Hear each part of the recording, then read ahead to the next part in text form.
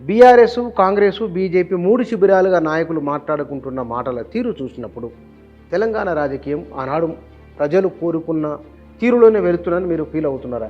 అప్పుడున్న రాజకీయ పార్టీల యొక్క సిద్ధాంత ధోరణి ఇప్పుడు పూర్తిగా లేదు అని భావిస్తారు.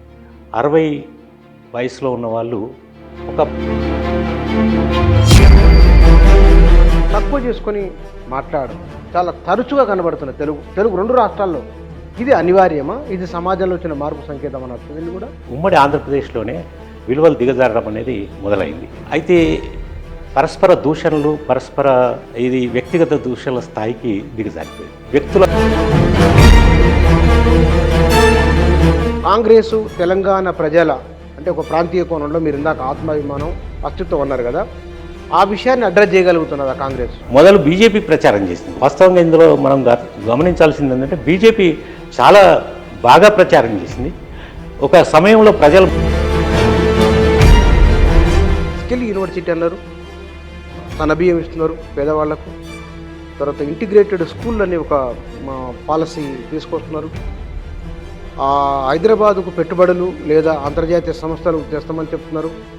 ఒక ప్రయత్నం ఉన్నది కదా, ఈ ప్రయత్నం మీరు అన్నట్లుగానే చాలా వరకు స్కిల్ యూనివర్సిటీ అనేది మంచి కాన్సెప్టే. ఉద్యోగ కల్పనకు ఏ రకమైనటువంటి చేసినా మంచిదే. ఇప్పుడు గత ప్రభుత్వం ఇచ్చినటువంటి నోటిఫికేషన్లను అన్నిటి లెక్క కలిపి మేము ఎన్ని ఉద్యోగాలు ఇచ్చినామని చెప్తున్నాం. అట్లా చెప్పుకోవడం తప్పు. అప్పుడు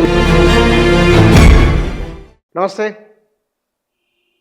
రాష్ట్ర రాజకీయాలు, అధికార విపక్ష నాయకుల మాటలు, ప్రభుత్వ విధానాలు ఎట్లా ఉన్నాయి? నిత్యం రాజకీయాల్లో ఉండేవారు రాజకీయాల గురించి వ్యాఖ్యానిస్తే ఒక రకంగా ఉంటుంది. రాజకీయాల్లోనే ఉంటూ వాటిని పరిశీలిస్తూ వివిధ రంగాలలో ఉన్నవారు రాజకీయాలను, ప్రభుత్వ విధానాలను పరిశీలించి విశ్లేషించే తీరు మరో రకంగా ఉంటుంది. ఇప్పుడు నేను చెప్పిన రెండో రకానికి సంబంధించిన వారు సామాజిక ఉద్యమకారులు, న్యాయవాది తుల రాజేందర్ కుమార్ గారు మన దగ్గర ఉన్నారు. మన రాష్ట్ర రాజకీయాలకు సంబంధించిన అంశాలపైన వారితో మాట్లాడదాం. సార్ నమస్కారం. నమస్కారం సార్, మీరు తెలంగాణ ఉద్యమంలోనూ ఉన్నారు, సామాజిక ఉద్యమాల్లోనూ ఉన్నారు. సీరియస్ రాజకీయ నాయకునికి మీరు ఇప్పుడు లేకున్నప్పటికీ పరిశీలిస్తున్నారు. బీఆర్ఎస్, కాంగ్రెస్, బీజేపీ 3 శిబిరాలుగా నాయకులు మాట్లాడుకుంటున్న మాటల తీరు చూసినప్పుడు తెలంగాణ రాజకీయం ఆనాడు ప్రజలు కోరుకున్న తీరులోనే వెళుతుందని మీరు ఫీల్ అవుతున్నారా? మీ భావన ఏమిటి వీటిపైన? ఇప్పుడు ప్రస్తుతం జరుగుతున్నటువంటి రాజకీయ ధోరణిలో 3 ముఖ్యమైనటువంటి అంశాలని నేను గమనించాను. ఒకటి రాజకీయ విలువలు, రెండవది రాజకీయ పరమైనటువంటి పరిభాష, మూడవది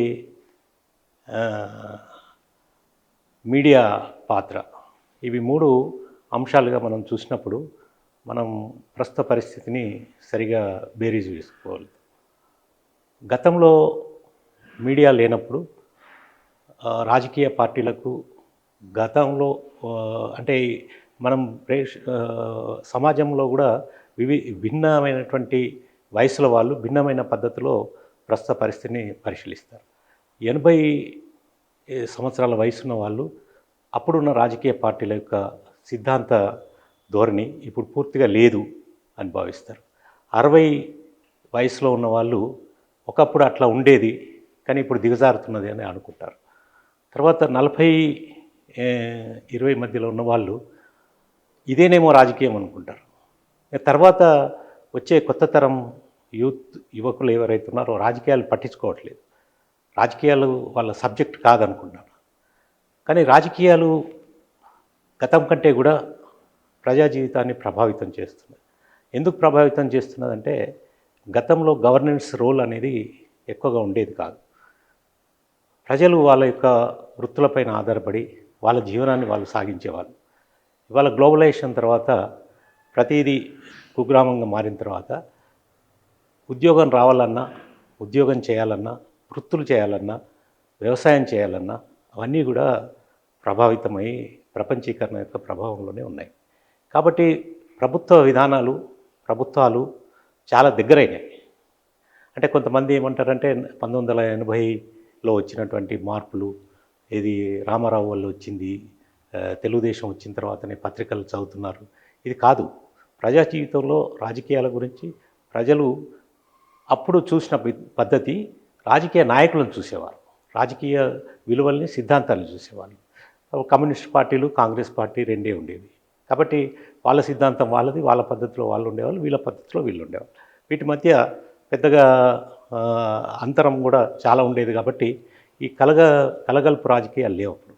ఇప్పుడు ఏ పార్టీని కూడా ఒక సిద్ధాంతపరమైనటువంటి పునాది మీద ఆధారపడిన రాజకీయాలు కావు. ఇవి నాయకులు కూడా లేరు. ఇవాళ ఈ పార్టీ రేపు ఇంకో పార్టీలో ఉంటారు. పార్టీలు ఉంటాయి. అందుకే ఏంటంటే ఇవి అవసరాలను బట్టి, అవసరాలకు తగినట్టుగా రాజకీయాలు మారుతున్నాయి. మారచ్చు, తప్పలేదు. కానీ వాటి విలువల్ని తగ్గించడానికి ఎట్టి పరిస్థితుల్లో కూడా వీల్లేదు. రాజకీయ విలువలు అనేది ఎప్పుడు కూడా అవసరమే. సమాజానికి రాజకీయ విలువలు చాలా అవసరం నా భావన. ఎందుకంటే రాజకీయ విలువలు ఒక నిత్యం ప్రజలలో వాళ్ళు మెదులుతుంటారు. వాళ్ళ గురించినటువంటి ఒక హీరోయిక్ వర్షిప్ ఉంటుంది. ముఖ్యమంత్రుల పైన, మంత్రుల పైన, వాళ్ళ స్థానికంగా వాళ్ళ ఎమ్మెల్యేల పైన, స్థానికంగా ఉండే సర్పంచులు వీళ్ళు ఏం చేస్తున్నారు అనేది ప్రజలు రోజు గమనిస్తుంటారు. కాబట్టి వాళ్ళు మాట్లాడే భాష కానీ, వాళ్ళ విధానం కానీ ఇవి ప్రభావితం చేస్తుంటాయి. ఇవాళ గవర్నెన్స్ రోల్ కూడా, అంటే పాలనా విధానం కూడా చాలా ప్రజల యొక్క జీవితంలోకి చొచ్చుకొని వచ్చినాయి. కాబట్టి ఖచ్చితంగా రాజకీయ విలువలు, రాజకీయ సంప్రదాయాలు, రాజకీయ దాన్ని కాపాడుకోవాల్సిన బాధ్యత సమాజం పైనే ఉంటుంది. కాబట్టి ఇవాళ ఒకసారి తరచి చూసుకుని మనం వీటి మీద ఒక బేరీ చేసుకున్నప్పుడు చాలా గందరగోళంగాను, చాలా విలువల రహితంగాను ఉన్నదనేది వాస్తవం. ఇవాళ అందరూ అనుకున్నట్టు. ఎందుకు ఈ పరిస్థితి వచ్చింది అనే దానికి కారణం ఏంటంటే ఎవరో వ్యక్తులు కాదు. కారణం సమాజంలో వస్తున్నటువంటి మార్పే నేను అనుకుంటున్నాను. అయినప్పటికీ ప్రధాన రాజకీయ పార్టీల యొక్క బాధ్యత ఉంటుంది. కాబట్టి ఎక్కడ ఒక దగ్గర ఇవి నిలబడి వాటి మీద ఒక చెక్ పాయింట్ అనేది అవసరం. కానీ పరుషమైన మాటలు ఉపయోగించడం, వారి స్థాయిని తక్కువ చేసుకొని మాట్లాడడం చాలా తరచుగా కనబడుతున్న తెలుగు రెండు రాష్ట్రాల్లో. ఇది అనివార్యమా? ఇది సమాజంలో వచ్చిన మార్పు సంకేతం అనొచ్చు దీన్ని కూడా? అయితే నేను ఇక్కడ తెలంగాణ, ఆంధ్ర కంటే ముందు ఉమ్మడి ఆంధ్రప్రదేశ్లో ఉన్నప్పటి పరిస్థితులు కొంచెం మనం చూసినట్టయితే అప్పుడు పుచ్చలపల్లి సుందరయ్య లాంటి వాళ్ళు, తర్వాత తరిమిల నాగిరెడ్డి లాంటి వాళ్ళు, తర్వాత నీలం సంజీవరెడ్డి లాంటి వాళ్ళు, ఈవెన్ కాంగ్రెస్లో బ్రహ్మానంద రెడ్డి కానీ వాళ్ళంతా కూడా కొన్ని విలువలకు కట్టుబడి ఉండేవాళ్ళు. వాళ్ళు అబద్ధాలు ఆడాలన్నా, లేకుంటే ఏదైనా కరప్షన్ చేయాలన్నా కానీ కొంత వెనక ముందు ఉండేది. దానికి ఆలోచించుకొని చేసేవాళ్ళు. అంటే నైతిక విలువలని లోబడే రాజకీయ నాయకులు ఉండేవాళ్ళు. కానీ ఉమ్మడి ఆంధ్రప్రదేశ్లోనే విలువలు దిగజారడం అనేది మొదలైంది. అయితే పరస్పర దూషణలు, ఇది వ్యక్తిగత దూషణల స్థాయికి దిగజారిపోయింది. వ్యక్తుల ప్రాధాన్యత, వ్యక్తుల యొక్క మంచి చెడులు అనేది రోజు వాళ్ళ యొక్క నడవడి తీరు, తర్వాత వాళ్ళు చేస్తున్నటువంటి సంపాదన, ఇవన్నీ కూడా అసెంబ్లీలో ప్రధాన చర్చలుగా. ఒక రకంగా ఏమైందంటే తెలంగాణ రాకముందు మనం అసెంబ్లీని పరిశీలించినట్టయితే అక్కడ కుల రాజకీయాలు బాగా ప్రభావితం చేసింది. ఆంధ్రప్రదేశ్లో బలమైనటువంటి సామాజిక వర్గాలు రెండు ఉన్నాయి. ఒక పార్టీకి కమ్మ సామాజిక వర్గం, ఒక పార్టీకి రెడ్డి సామాజిక వర్గం ప్రాధాన్యత వహిస్తుంది. వీళ్ళ మధ్య కొట్లాట ఎట్లా ఉండేదంటే ఆస్తుల తగాదలాగానే ఉండేది. ఎక్కడ కూడా ఇప్పుడు అసలు ఒక టైంలో ఏంటంటే తెలంగాణ ఉద్యమం ఇంకోవైపు రాజుకుంటున్న సమయంలో అసలు టీవీ దగ్గర కూర్చుంటే మనకి ఈ చర్చ అవసరమా, ఈ చర్చ వల్ల మనకేం లాభం, ఈ చర్చ అక్కడ జరగాల్సింది అని కూడా మేము అనుకున్న సందర్భాలు ఉన్నాయి. ఇవి మనకు సంబంధమే లేవు. అసలు నువ్వింత, నేనింత, ఈ రకమైనటువంటి చర్చలు అప్పుడు ఉమ్మడి ఆంధ్రప్రదేశ్లోనే సాగేవి. అయితే ఎప్పుడైతే తెలంగాణ రాష్ట్రం ఉద్యమం, అంటే ప్రత్యేక రాష్ట్రం కోసం సాగినటువంటి ఉద్యమం, నిజానికి చెప్పాలంటే 69లో కూడా నేను 8వ తరగతిలో ఉన్నప్పుడు జైలుకి వెళ్ళాను. అప్పుడు 8th క్లాస్లోనే. అప్పుడు సత్యనారాయణరావు అని తెలంగాణ రాష్ట్ర సమితి నాయకుడు, తర్వాత కాంగ్రెస్ పార్టీ జనరల్ సెక్రటరీగా ఉండి మా ఎంపీగా చాలాసార్లు చేసి తర్వాత రాష్ట్ర మంత్రిగా కూడా వారు ఎం సత్యనారాయణరావు అయితే ఎంఎస్ఆర్ గారు ఓపెన్గా మాట్లాడారు. ఏదున్నా కానీ ఆయనకి ఏది అనిపిస్తుంది రాజకీయంగా ఏది ఉన్నా కానీ ఓపెన్గా మాట్లాడారు. ఆయన వ్యక్తిత్వం మాకు నచ్చి మేము ఆయన నాయకత్వాన్ని అనుసరించి కాంగ్రెస్ సీనియర్ నాయకులు వెళ్ళాము. ఎట్లా వెళ్ళామంటే మేము అప్పుడు బస్ కాలిపోతే చూడడానికి వెళ్తే మమ్మల్ని అరెస్ట్ చేశారు. అందరికంటే చిన్నవాడిని నేను, 40 మందిలో నేను చిన్నవాడిని. నన్ను ఒక రోజులో 2 రోజుల్లో వదిలేస్తా ఉన్నారు పోలీసులు తీసుకుపోయేటప్పుడు. అయితే అక్కడ వెళ్ళిన తర్వాత అందరము ఒక గుంపుగా ఏర్పడిన తర్వాత నాకు రాబుద్ది కాలేదు. అంత మంచి వాతావరణం జైల్లో ఉండాలని. ఎందుకు అంటే ఆ నాయకుని యొక్క లక్షణం, ఆ నాయకుని యొక్క మంచి చెడులు బాగోగులు చూసే పద్ధతి అవన్నీ చూసిన తర్వాత అప్పుడు తెలంగాణ ఉద్యమం యొక్క అవసరము సీరియస్నెస్ లోపల చర్చలు జరిగేవి. మేము జైల్లోనే 40 రోజులు గడిపి వచ్చాం. అంటే బయటకు వచ్చిన తర్వాత కూడా అనేక సదస్సులు జరిగేవి, రాజకీయ సదస్సులు జరిగేవి. ఏ విషయం మీదన్నా కానీ ఎడ్యుకేట్ చేసేవాళ్ళు. ఆందోళన చేసే ముందు ఎడ్యుకేట్ చేసేవాళ్ళు. ఎడ్యుకేట్ చేసిన తర్వాత ఆందోళన జరిగేది. ఇప్పుడు అట్లా కాకుండా డైరెక్ట్ ఆందోళన కాదు, పరస్పర దాడులకు వెళ్తున్నారు. ఎడ్యుకేట్ చేయడం అనేది చాలా అవసరం. ప్రజల్ని వాళ్ళు అనుకున్న భావాల వైపు ఎడ్యుకేట్ చేయడం అనేది అవసరం. అప్పుడు 9 సీట్లు రాష్ట్ర ప్రజాసమితి, తెలంగాణ రాష్ట్ర ప్రజాసమితి టీపీఎస్ గెలుచుకున్నప్పటికీ అది విఫలం కావడం, దాని నుంచి పాఠాలు తీసుకొని మళ్ళీ 2001లో టీఆర్ఎస్ పుట్టడం, ఇవన్నీ కూడా టీఆర్ఎస్ పుట్టిన తర్వాత అప్పుడు కొన్ని మార్చుకొని మనం కేవలం ఆందోళన ద్వారానే కాకుండా ప్రజలకు రాజకీయ చైతన్యాన్ని అందించాలనేటువంటి దాంతో భాష అనేది చాలా అవసరం రాజకీయాల్లో. కేసీఆర్ గారు గొప్పతనం ఏంటంటే మిగతా ఎన్నో అభివృద్ధి పనులు అవన్నీ నేను ఇక్కడ మనం మాట్లాడుకోవాల్సిన అవసరం లేదు, అవన్నీ కూడా ప్రజల మధ్యలో ఉంటాయి. కానీ ఆయన కమ్యూనికేటర్, ఆయన మాట్లాడినటువంటి భాష వల్ల ప్రజలకు ప్రత్యేక తెలంగాణ అవసరం అనేది వెళ్ళగలిగేది. అంత కమ్యూనికేషను ఇంకెవరు చేయలేరు. అది చాలా అవసరం అనేది ఇంకొకసారి శ్రీకృష్ణ కమిటీ వచ్చినప్పుడు కూడా మనకు చాలా సమస్యలు గందరగోళం చేశారు. ప్రణబ్ ముఖర్జీ కమిటీ ముందు, శ్రీకృష్ణ కమిటీ ముందు తెలంగాణ అవసరం లేదనే వాదనలు వచ్చినప్పుడు తెలంగాణ ప్రాచీన భాష హోదా ఎందుకు అవసరం అనే మనకు కోట్లింగాలలో, తర్వాత బొమ్మలమ్మగుట్టలో పూర్వం మనం తెలంగాణ ఎట్లా ఈ భాష అనేది ఎవాల్వ్ అయింది అనే ఆధారాలతోటి తెలంగాణ ముందు నుండి భాషా సాంస్కృతిక వైభవం ఉంది అనే అంచనాకు వచ్చిన తర్వాతనే తెలంగాణ ఉద్యమానికి ఒక సైంటిఫిక్, ఒక నేషనల్ లెవెల్లో ఇది శ్రీకృష్ణ కమిటీ అవన్నీ కూడా పరిశీలించిన తర్వాతనే వచ్చింది. అంటే భాష యొక్క ప్రాధాన్యత నేను ఉన్నది. కానీ ఇక్కడ మనం రాజకీయ నాయకులు ఈ మధ్య కాలంలో ఏడాది తెలంగాణ రాష్ట్రం వచ్చిన తర్వాత ఏడాదిన్నరలో 2-3 శిబిరాలుగా మాట్లాడుకుంటున్న భాష దానిపైన. అందుకే నేనేమంటున్నా అంటే ఇప్పుడు తెలంగాణ వచ్చిన తర్వాత మన అవసరాలు వేరున్నాయి. అంటే నేను కొంచెం వెనుకకి వెళ్తున్నాను. తెలంగాణ వచ్చిన తర్వాత మనకు అస్తిత్వంతో పాటు అభివృద్ధి అనేది అవసరం. అభివృద్ధి కొరకు అప్పుడు ఒకే పార్టీ అవసరము. ఆనాడు ప్రాంతీయ పార్టీ ఉద్యమానికి ఎవరైతే నాయకత్వం వహించారో ఆ నాయకుడే ముఖ్యమంత్రి కావడం, ముఖ్యమంత్రి చెప్పిందే వేదం. మనకు 2014లో తెలంగాణ రాష్ట్రం సాధించిన తర్వాత 2018 వరకు ఒక కాలాన్ని తీసుకున్నట్టయితే పరిపాలన అనేది చాలా సజావుగా జరిగింది. అభివృద్ధి కార్యక్రమాలు కూడా చాలా ప్రణాళికలు కూడా తెలంగాణకు అవసరమైనటువంటి 18 వరకు బాగానే ఉన్నది. 18 వరకు ప్రణాళికలు కూడా వేసుకోగలిగి అవి తెలంగాణ మిగతా రాష్ట్రాలలో ఒక మంచి రాష్ట్రంగా, ఒక అభివృద్ధి చెందుతున్న రాష్ట్రంగా. ఎందుకంటే భిన్నమైనటువంటి సంస్కృతులు, భిన్నమైన భాషలు ఉన్నటువంటి భారతదేశం ఎట్లయితే యూనికో మన తెలంగాణకు ఒక యూనిక్ కల్చర్ ఇది ఉంది. అయితే నేను అప్పుడు ఒక వ్యాసం రాశాను, తెలంగాణ పునర్జీవన అవసరాన్ని గురించి ఒక వ్యాసం రాశాను. అప్పుడు ఏంటంటే మనం ఏదైతే కోల్పోయామో, సమైక్య రాష్ట్రంలో ఏవైతే కోల్పోయి వెనుకబడ్డామో వాటన్నిటిని కూడా మళ్ళీ తిరిగి పునరుద్ధరించుకోవాల్సిన అవసరం. అందుకే ఆ ఉన్న అకాడమీలన్నింటినీ కూడా వాటికి ఒక విధి విధానాలు ఏర్పరిచి మనం భాషా సంస్కృతులను అభివృద్ధి చేసుకోవడం. అంటే ఎకనామిక్ డెవలప్మెంట్ వేరు, సాంస్కృతిక అభివృద్ధి వేరు.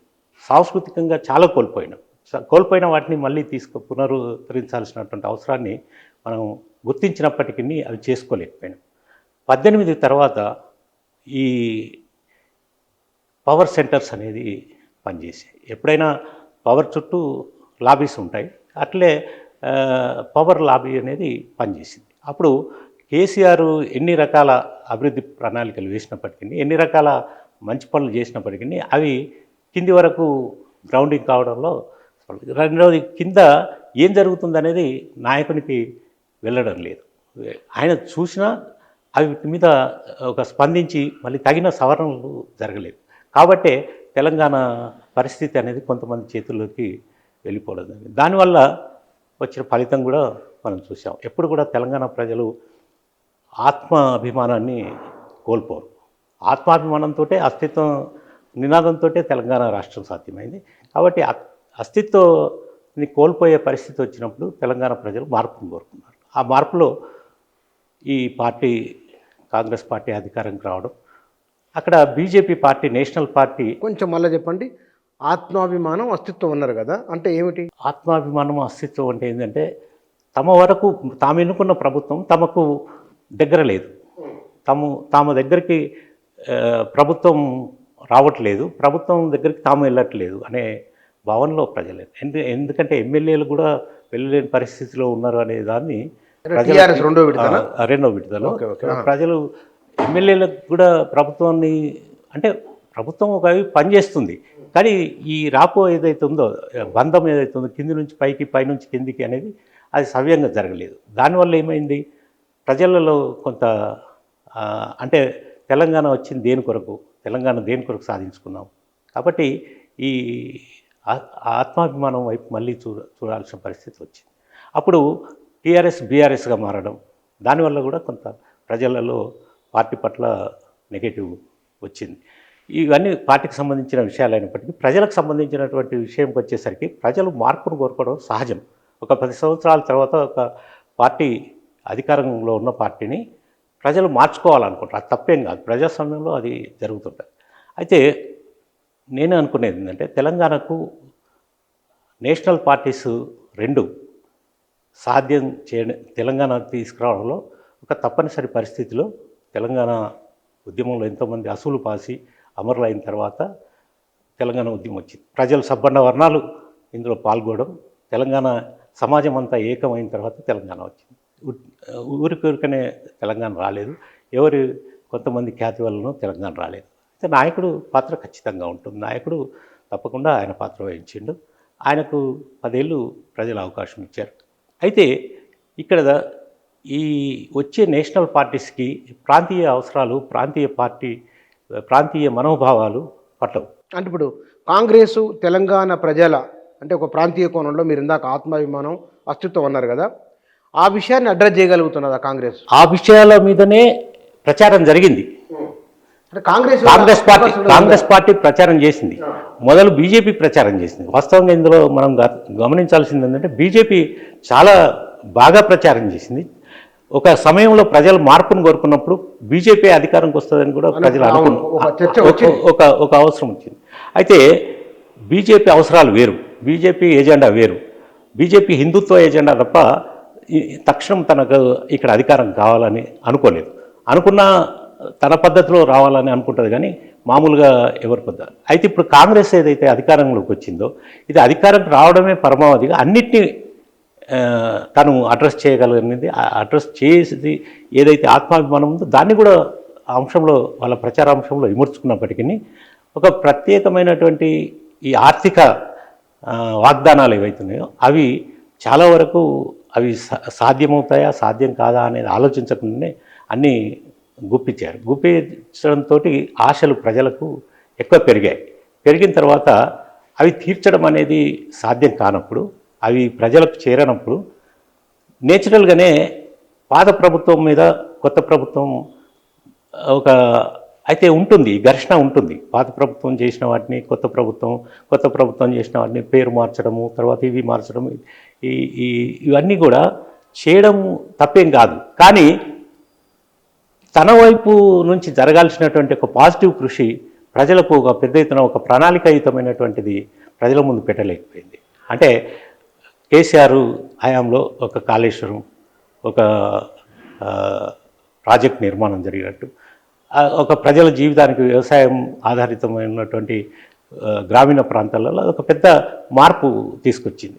మిషన్ భగీరథ ఎంతవరకు అయినా కానీ అది ఒక ప్రజల అవసరాన్ని గుర్తించినటువంటి ప్రాజెక్టు. కొంతవరకు అది ఫెయిల్ అయినప్పటికీ, కొంతవరకు సక్సెస్ అయినప్పటికీ ఆ గ్రామీణ ప్రాంతంలో ప్రజల యొక్క తాగునీరు అనేది చాలా ఆరోగ్యానికి సంబంధించినటువంటిది. దాన్ని గుర్తించినట్టయితే అవుతుంది అక్కడ. ఇంకొకటి ఏంటంటే ఆరోగ్యం, విద్య కోసం గురుకులాలు కట్టాలనేటువంటిది కేసీఆర్ ప్రణాళికలో చాలా మంచి, దానివల్ల సక్సెస్ కూడా కాగలిగారు. కానీ ప్రమాణాలు పెంచే విషయం లోపల ఏదైతే జరగాల్సిందో 2018 తర్వాత జరగాల్సిందే అది జరగలేదు. కాబట్టి విద్య, వైద్యం కొరకు ప్రణాళిక 33 జిల్లాలలో 33 హాస్పిటల్స్ కట్టడం, 33 హాస్పిటల్స్ మెడికల్ కాలేజీలు కట్టడం, ఇవన్నీ కూడా మామూలు విషయాలు కావు. ఇవన్నీ కూడా ఒక దురదృష్టితో చేసినటువంటి, వీటి వల్ల ప్రజలు కూడా చాలా మేలు జరుగుతుంది అనేటువంటి దాంట్లో ఉన్నారు. కానీ అయినా మార్చుకున్నారంటే నేను ఇంతకుముందు చెప్పినటువంటి కారణాలు, ఆత్మాభిమానం అలాంటివి వచ్చినాయి.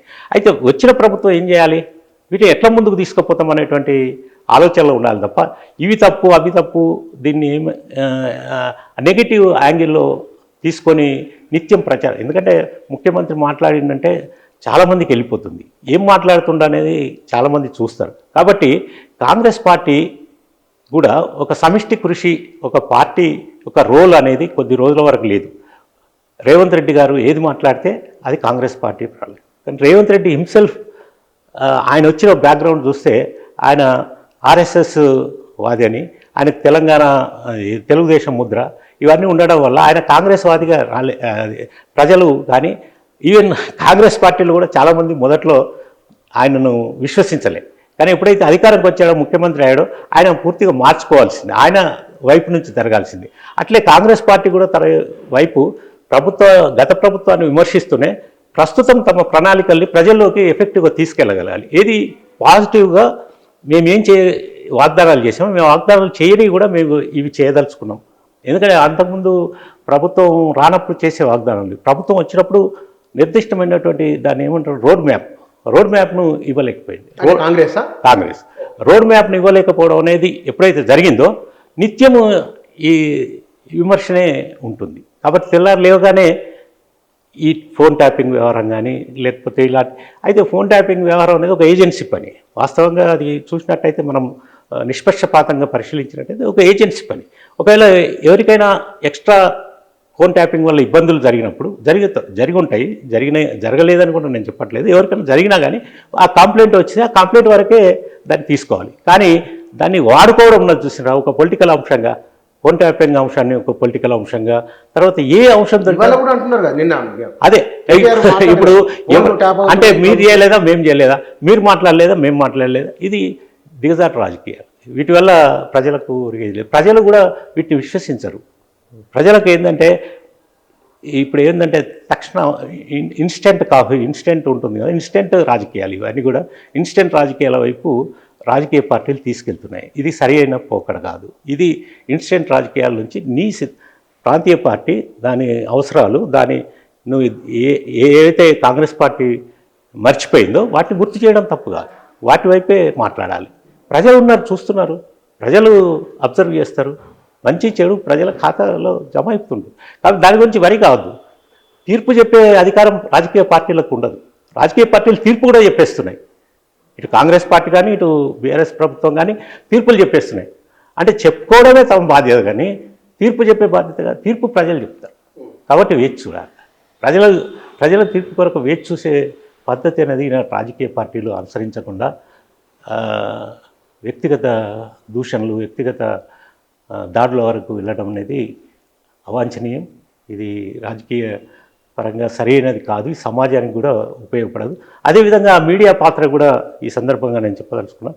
తీర్మార్ మల్లన్న చేసినటువంటి వ్యాఖ్యలు కూడా మనం చూసినట్టయితే అది బీసీ కాన్సెప్ట్లో ఆయన చేసింది కరెక్టే అనిపిస్తుంది. కానీ అక్కడ ఒక మహిళను ఉద్దేశించి మన తెలంగాణ సంస్కృతి కానీ భారతీయ సంస్కృతి కానీ మహిళల్ని గౌరవించేది, ఆ రకమైనటువంటి మీకు మాకు ఆ పొత్తు మంచం పొత్తు లేదనే మాట కవితను ఉద్దేశించి మాట్లాడినట్టుగా ఉంది. ఇది చాలా తప్పు. ఆ తప్పును ప్రజలకు విడమర్చి చెప్పి ఏ రకమైన తప్పు అని చెప్పడం తప్ప దాడులు చేయడం అనేది సంస్కృతిగా తెలంగాణ రాజకీయాల్లో ఇది కొత్తగా జరుగుతున్నటువంటి విషయం. కాబట్టి వీటిని ఫుల్ స్టాప్ పెట్టాలి. వీటి కొరకు ఇటు మీడియా కానీ ఇటు రాజకీయ పార్టీలు కానీ come together and stop this type of ఈ ఈ ఈ రకమైనటువంటి పాలిటిక్స్కి చెక్ పెట్టడానికి ఏం వ్యవస్థను ఏర్పాటు చేయాలా అనేది ఆలోచించాల్సినటువంటి అవసరం. కానీ ఇక్కడ కాంగ్రెస్ ప్రభుత్వం వచ్చిన తర్వాత మీరు ఒక ఆనాడు బీఆర్ఎస్ ప్రభుత్వము 2018 వరకు భవిష్యత్తు ప్రణాళికలు ఎట్లా ఉండాలనో ఒక ప్రయత్నం జరిగింది. కానీ వాళ్ళ స్కిల్ యూనివర్సిటీ అన్నారు, సన్నబియ్యం ఇస్తున్నారు పేదవాళ్లకు, తర్వాత ఇంటిగ్రేటెడ్ స్కూల్ అని ఒక పాలసీ తీసుకొస్తున్నారు. హైదరాబాదుకు పెట్టుబడులు లేదా అంతర్జాతీయ సంస్థలు తెస్తామని చెప్తున్నారు. ఒక ప్రయత్నం ఉన్నది కదా, ఈ ప్రయత్నం మీరు అన్నట్లుగానే మీరు చెప్పినది చాలా మంచిది. చాలా ప్రభుత్వాలు కృషి చేయడం లేదని నేను అంటలేదు. చాలా వరకు స్కిల్ యూనివర్సిటీ అనేది మంచి కాన్సెప్టే. ఉద్యోగ కల్పనకు ఏ రకమైనటువంటి చేసినా మంచిదే. ఇప్పుడు గత ప్రభుత్వం ఇచ్చినటువంటి నోటిఫికేషన్లను అన్నిటి లెక్క కలిపి నేను ఇన్ని ఉద్యోగాలు ఇచ్చినామని చెప్తున్నాను. అట్లా చెప్పుకోవడం తప్పు. అప్పుడు ఇచ్చిన ఉద్యోగాలు నోటిఫికేషన్లు ఇప్పుడు కొత్తగా వచ్చిన ఫిలప్ చేయలేదు. ఇప్పుడు వచ్చిన తర్వాత ఇది ఆన్గోయింగ్ ప్రాసెస్. ప్రభుత్వాలు ఏ ప్రభుత్వం ఉన్నా చేయాల్సిందే. ప్రభుత్వాలు చేయాల్సిన పనులను మనం చేసినట్టుగా చెప్పుకోవడం కానీ, తర్వాత ఇప్పుడు కాంగ్రెస్ ఎప్పుడో కట్టిన నాగార్జున సాగర్ కానీ శ్రీశైలం కానీ ఇప్పుడు కాంగ్రెస్ ప్రభుత్వం చేసినట్టు కాదు కదా. ఇప్పుడు అవి కూడా ఇవాళ నిన్న మొన్న జరిగినట్టు చెప్పుకోవడం అది అది మినహాయిస్తే ఇప్పుడు ప్రభుత్వం చేస్తున్నటువంటి ఈ 2023లో వచ్చినటువంటి ప్రభుత్వం చేస్తున్నటువంటి డిసెంబర్లో వచ్చినటువంటి ప్రభుత్వం ఇక్కడ నుంచి చేస్తున్న 20 నెలల్లో చేస్తున్న పనులే లెక్కలోకి వస్తాయి. ఈ లెక్కల్లో మీరు చెప్పినట్టు కొన్ని ప్రయత్నాలు జరుగుతున్నాయి, కాదంటలేదు. ఏ ప్రభుత్వం చేయాల్సిందే. ఇంకోటి సమిష్టి కృషి కూడా జరుగుతుంది. గతంలో ఏక వ్యక్తి ఒకరే నిర్ణయం తీసుకునేది, ఒక కుటుంబమే తీసుకునేది. ఇప్పుడు ఇంతమంది నాయకులు కనపడుతున్నారు. ఇంట్లో కూడా అనుభవజ్ఞులు ఉన్నారు. తుమ్మల నాగేశ్వర్ లాంటి వాళ్ళు ఒక 3 దశాబ్దాలుగా పనిచేసి అందులో పాత ప్రభుత్వంలో పనిచేశారు, ఇప్పుడు కూడా పనిచేస్తున్నారు. అట్లాగే ఉత్తమ్ కుమార్ రెడ్డి గారు, బట్టి విక్రమార్క గారు అన్ని ప్రభుత్వాలలో పనిచేశారు. కాబట్టి ఇట్లాంటి సీనియర్ నాయకులు ఉన్నారు. కాబట్టి వాస్తవంగా ఇంకా ఎక్కువ ఎక్స్పెక్టేషన్స్ ప్రజలు చేస్తున్నారు. కాబట్టి ఇంకా ఎక్కువ చేయాల్సినటువంటి అవసరం కూడా ఈ ప్రభుత్వానికి ఉంది. వాస్తవంగా షుగర్ ఫ్యాక్టరీలు మా దగ్గర అయితే చక్కెర ఫ్యాక్టరీ ఇది వాళ్ళు దాంట్లో ఏజెండాలు పెట్టారు. శ్రీధర్ బాబు కమిటీ వేశారు. శ్రీధర్ బాబు కమిటీ కూడా షుగర్ ఫ్యాక్టరీ నిజాం షుగర్ ఫ్యాక్టరీలు 4 షుగర్ ఫ్యాక్టరీలు ఉన్నాయి. ఒకటి బోధన్, ఒకటి జహీరాబాదు, ఈ ముత్యంపేట, అట్లనే సారంగపూర్, అది కోఆపరేటివ్ సొసైటీ. వీటి మీద అధ్యయనం జరిగింది కానీ బడ్జెట్ కేటాయించలేదు.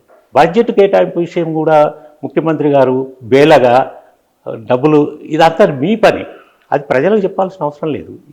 ఎంత వీలైతే అంత చేయండి. వృధా ఖర్చులు తగ్గించుకోండి. ఎన్ని వృధా ఖర్చులు జరగట్లేదు. ఇప్పుడు ఎంత ఆడంబరంకు మీరు ఎన్ని పేపర్ యాడ్స్ ఎక్కడి నుంచి వస్తున్నాయి? ప్రజల సొమ్ము కాదా? అవసరమా అవన్నీ? ఏ చిన్న కార్యక్రమం జరిగినా ఆ జిల్లాకు వెళ్తే ఆ జిల్లా మంత్రులు మొత్తం పేపర్లకు యాడ్స్ ఇస్తున్నారు. కాబట్టి పేపర్లు ప్రభుత్వం మాటినాళ్ళ ప్రభుత్వాన్ని విమర్శించద్దా? ఇదంతా కీడుప్రో కాదా?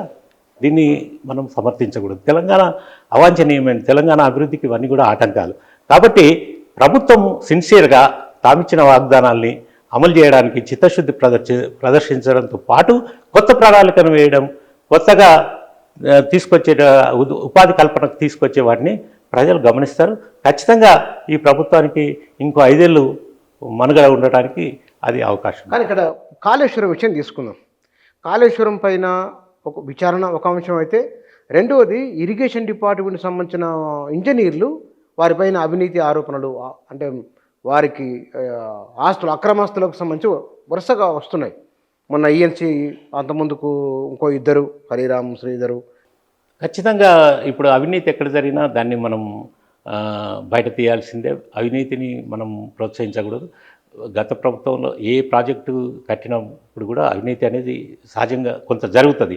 అయితే ఇందులో జరిగిన వాటిని బయటకు ఆ ప్రభుత్వం తీయలేదు కాబట్టి ఈ ప్రభుత్వం తీస్తున్నది, దాన్ని ఆహ్వానించాలి. కానీ ఒక మాట ఏంటంటే, ఉదాహరణకు ఈ 3 ఇంజనీర్లు అనుకుందాం. అంటే వాళ్ళను సమర్థించని నా ఉద్దేశం కాదు. ఒక 20 ఏళ్ళ కింద ఒక దగ్గర 500 గజాల భూమి కొంటే ఆనాడు తక్కువ ధర, ఇవాళ అది 30-40 కోట్లు అయింటుంది. ఎక్కడో ఒక దగ్గర వరంగల్లోనో, హనుమకొండలోనో, లేకపోతే కరీంనగర్లోనో, హైదరాబాద్లోనో, ఔటర్ రింగ్ రోడ్ పక్కనో 500 గజాలు, 200, 300 గజాలు కొనవచ్చు. ఇవాళ హైదరాబాద్లో ఎటు చూసినా మినిమం 1-2 కోట్లు ఉంది. ఓ 4 ప్లాట్లు ఉంటా కానీ 30 కోట్లు అవుతుంది.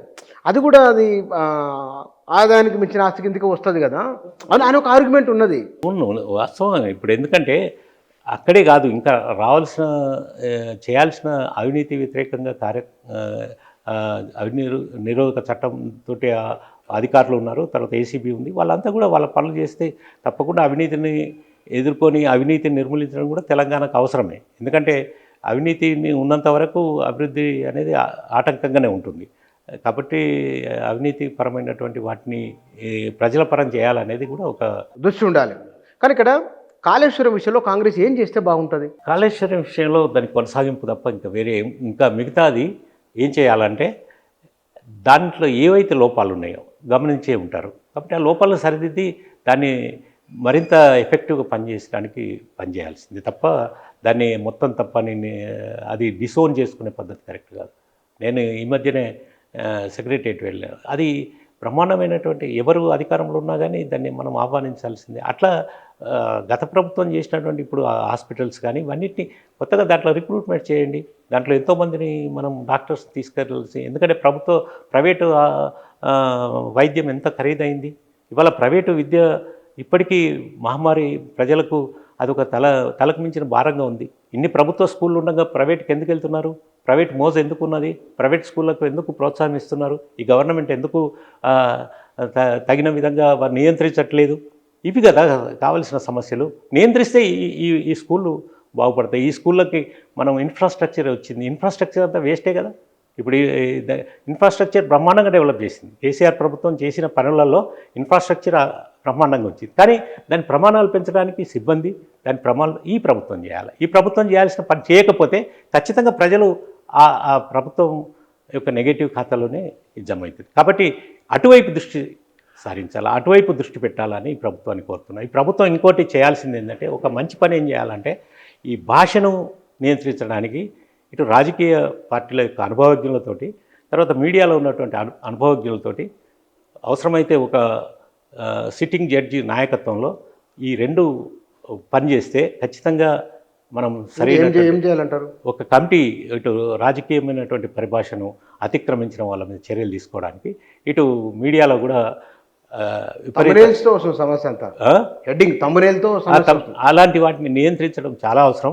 ప్రజలు ఏంటంటే వీటినే రాజకీయాలు ఇంకా మీరు వికృతమైనటువంటి ఏవంతో వచ్చినటువంటి ఈ అశ్లీలమైనటువంటివి కూడా వీటిని సమాజానికి చెడు చేస్తాయి.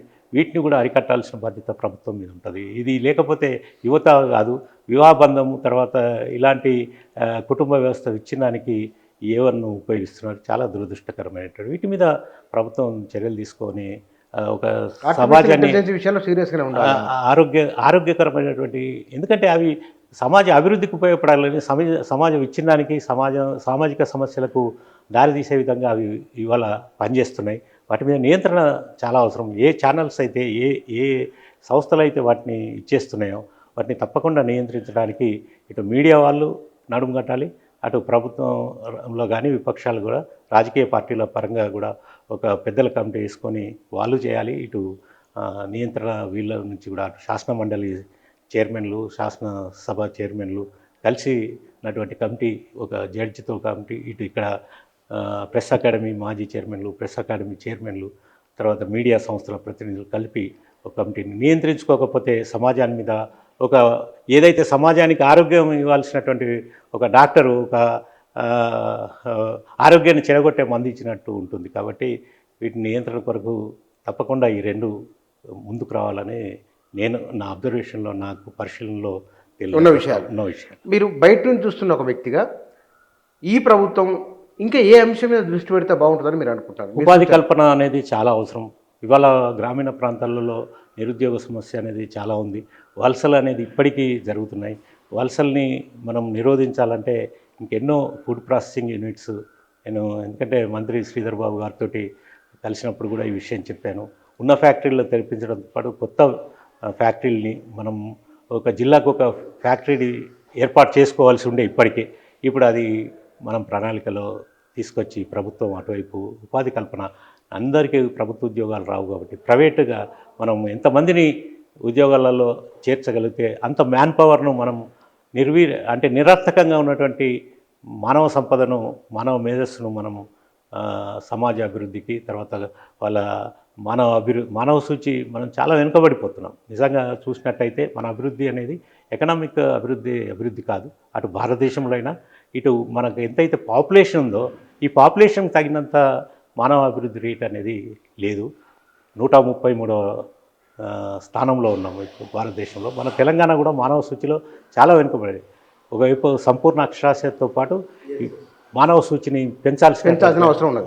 టీఆర్ఎస్కు మీరు చేసే సూచన ఏమిటి? బీఆర్ఎస్ నాయకులకు వారు మాట్లాడుతున్నారు. బీఆర్ఎస్ నాయకులు కూడా అన్ని రాజకీయ పార్టీలు ఏ ప్రజాక్షేత్రంలో పనిచేసేటువంటి సంస్థలు అందరూ కూడా తమ భాష మీద నియంత్రణ ఉండాలి. తమ యొక్క పనులను ప్రజల మీద రుద్దేటువంటి విధంగా కాకుండా, మేము చెప్పిందే వేదం అనేది కాకుండా ప్రజలకు వదిలేయాలి. మీరు చెప్పండి. మీరు చెప్పాల్సింది చెప్పడమే మీ బాధ్యత, కానీ నిర్ణయాలు చేయడం మీ బాధ్యత కాదు. ఈ సంస్కృతి రావాలనేది బీఆర్ఎస్ ఇవాళ ప్రజలు ప్రాంతీయ అవసరాల కొరకు వనకచెర్ల ప్రాజెక్టు ఉంది. ఏదో కొన్ని అపోహలు ఉన్నాయి. ఆంధ్ర వాళ్ళు మళ్ళీ పెత్తన దానికి, ఎందుకంటే 10 ఏళ్ల తర్వాత ట్యాంక్ బండ్ మీద వైతాళికుల విగ్రహాలు రావాల్సిన అవసరం ఉండే. దాని గురించి ఎవరు మాట్లాడటం లేదు, దాని గురించి ఎవరు చేయట్లేదు. కాబట్టి విపక్షాలకు చాలా పని ఉంది. విపక్షాలు చేయాల్సిన పనులు వదిలేసి కేవలం వాళ్ళు ఈ ట్యాగ్ హెడ్డింగ్లో ఏ విమర్శ వచ్చింది దానికి సమాధానం ఇస్తే అయిపోదు కదా. చేయాల్సిన పనులను మనం చేసుకుంటూ పోవాలి. ఏవైతే అప్పుడు గత ప్రభుత్వంలో విస్మరించిన విషయాలు ఉన్నాయో ఇప్పుడు చేయాల్సినటువంటి అవసరం ఉన్నాయి. Right sir, thank you.